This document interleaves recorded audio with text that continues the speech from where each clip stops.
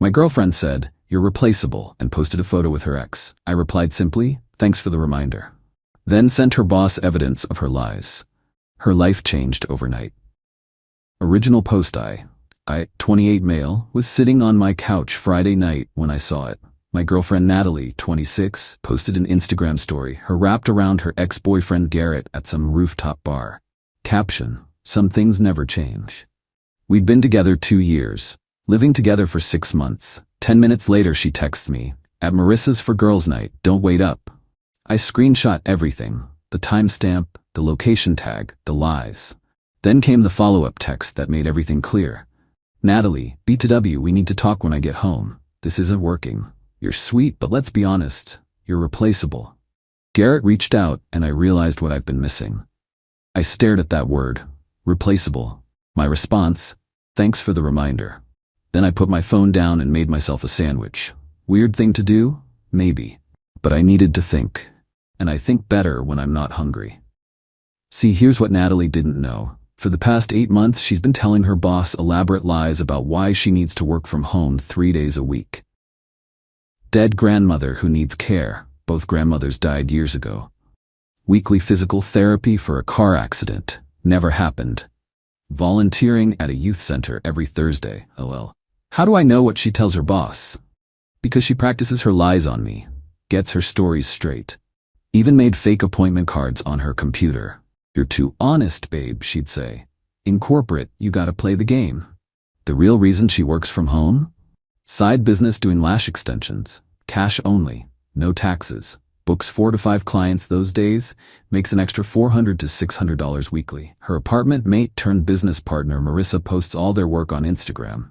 They're not even subtle about it, but that's not why I decided to act. I've known about the lies for months. Whatever. Not my circus. What changed was that word, replaceable. Because for 2 years I've been irreplaceable to her in every way that mattered. When her car needed new tires, I handled it. When she couldn't make rent at her old place, I covered it. When her dad got sick and she needed to fly home, guess who bought the tickets? But now I'm replaceable. Cool. Saturday morning, she came home around 7 a.m. Tried to sneak in, but I was already up, making coffee. "Oh, you're awake." "Yeah, moving day tends to start early." She blinked. "Moving day?" I gestured to the boxes I'd packed, just my stuff. Gaming setup, clothes, kitchen gadgets. I bought my books. Amazing how little I actually owned here. "Wait, what? We need to talk about this." "You said I'm replaceable. I'm being replaced. Seems pretty straightforward." "That's not."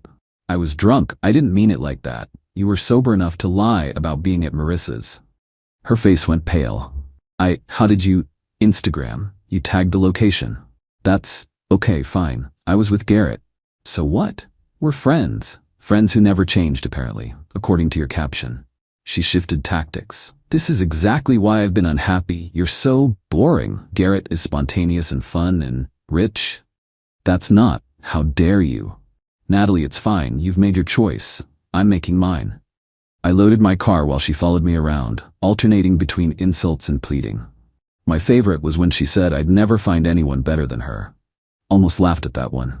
Before leaving, I turned to her. "Oh, forgot to mention, remember all those times you practiced your work lies on me? The dead grandma? The physical therapy? The volunteering?" Her face went white. "What about them?" "Just thinking it must be exhausting, keeping all those stories straight.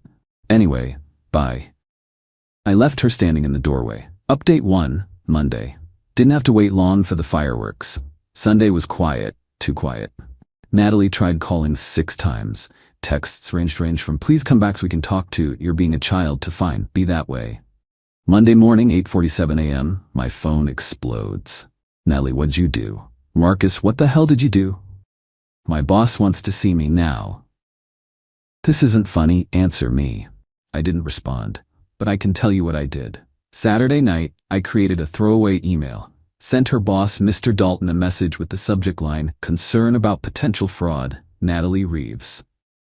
The email was simple. "Mr. Dalton, I believe you should be aware that your employee Natalie Reeves has been falsifying reasons for remote work. She claims to be caring for a sick grandmother, deceased 2019, attending physical therapy, no accident on record, and volunteering at a youth center that doesn't know who she is.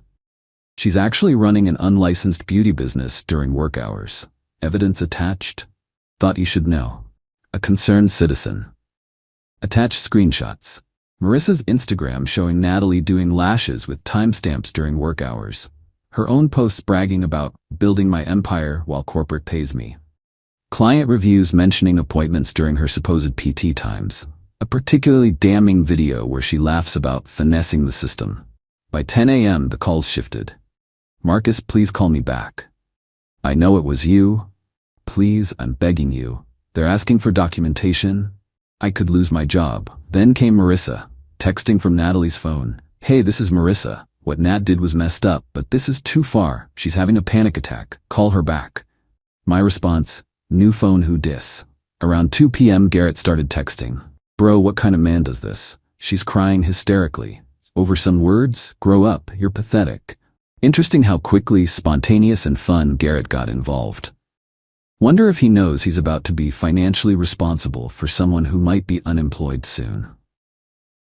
4:30 p.m., Natalie's mom Linda called. I actually like Linda, so I answered. Marcus, honey, what's going on? Natalie is beside herself. Hi, Linda. Natalie decided I was replaceable and rekindled things with Garrett. I moved out. I know, sweetie, she told me. That was wrong of her. But did you really need to involve her work? I didn't involve anyone. Someone sent an anonymous tip about her lying to her employer. Could have been anyone who follows Marissa's Instagram. Silence. Then, Marcus, she could lose everything. That's typically what happens when you commit fraud, Linda. Fraud? That's a bit dramatic. Is it? She's been collecting a full-time salary while running a business during hours she's supposed to be working. She lied about dead relatives and medical conditions. What would you call it? More silence. Linda, I gotta go. Tell Natalie that Garrett seems really eager to help. I'm sure he'll take care of her. Update 2, Wednesday. Yesterday was termination day.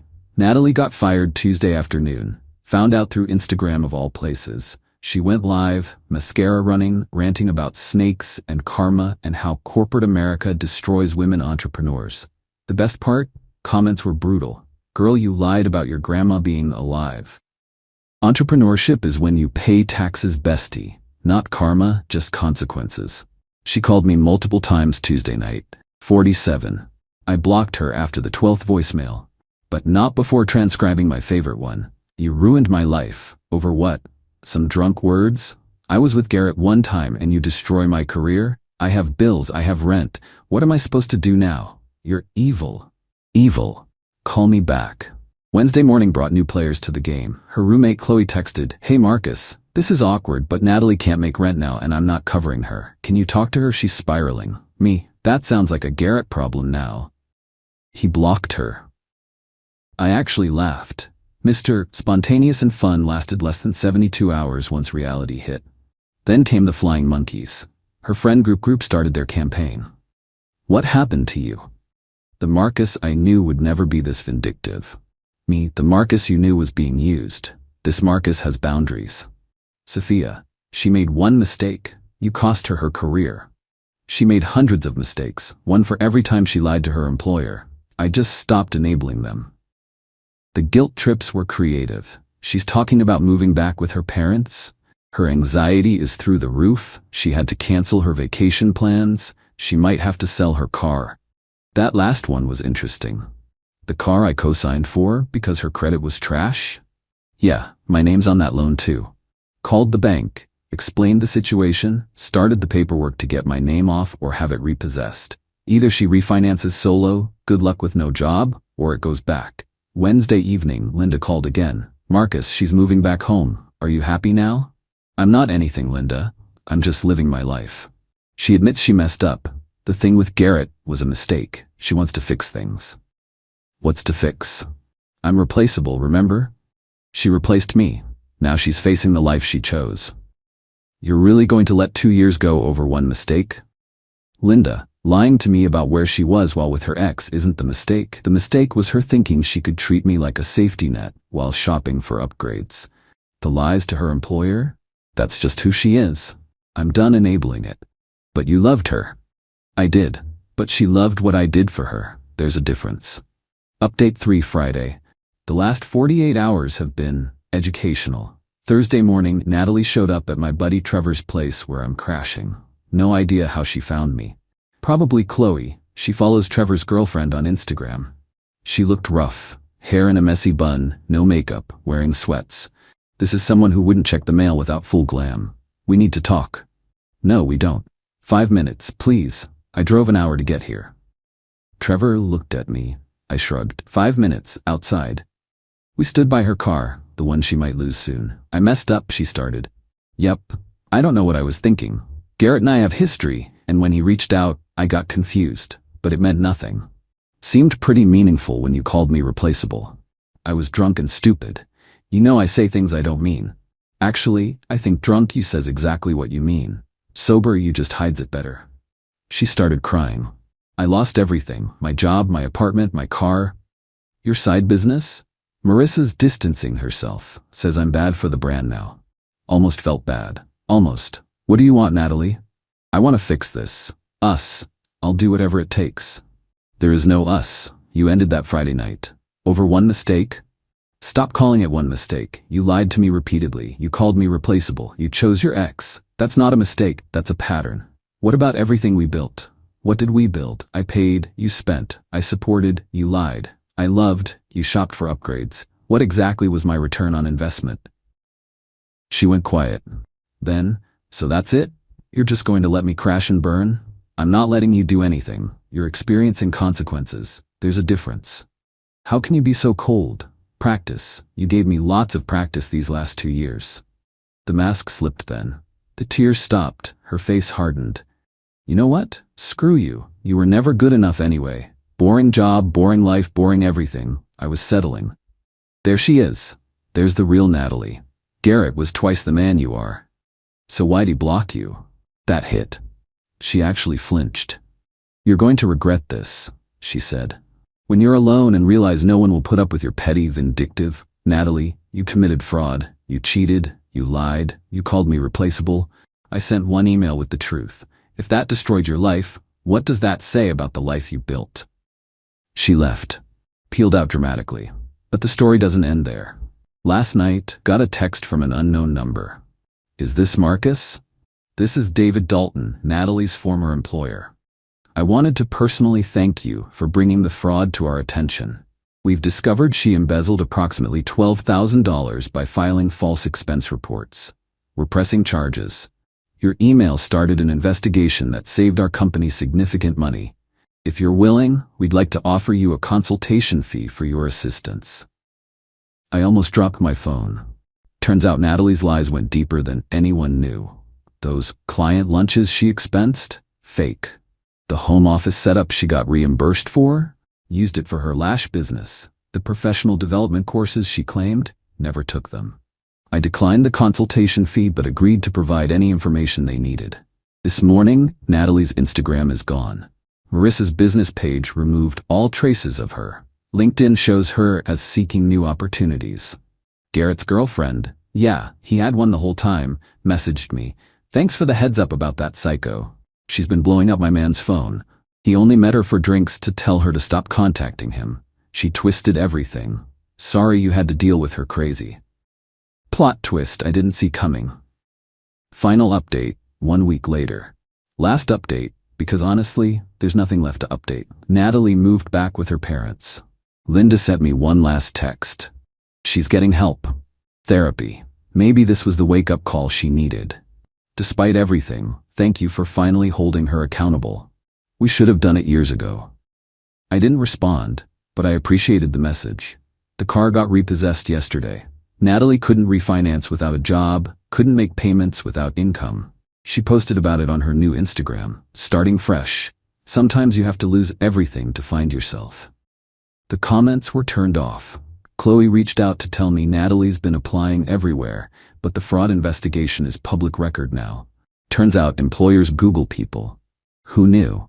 She's looking at retail jobs now. Says you destroyed her future. No, I revealed her present. She destroyed her own future. As for me, I'm good. Better than good. Turns out being single and not spending money on someone else's lifestyle means I can actually save. Crazy concept. Met someone at the gym yesterday.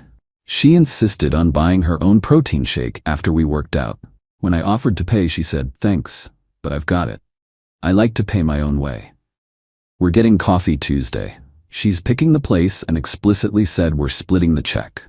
It's amazing how different life looks when you're not with someone who sees you as a wallet with legs. For everyone asking if I feel guilty, no. Natalie made choices. I just stopped protecting her from consequences. She called me replaceable. Turns out, I wasn't the replaceable one. Her entire lifestyle was. And when you build your life on lies, it doesn't take much truth to bring it all down. Thanks for reading. I'm out. Edit. For those saying I went too far, she committed actual fraud. I reported it. If telling the truth destroys someone's life, what does that say about the life they built?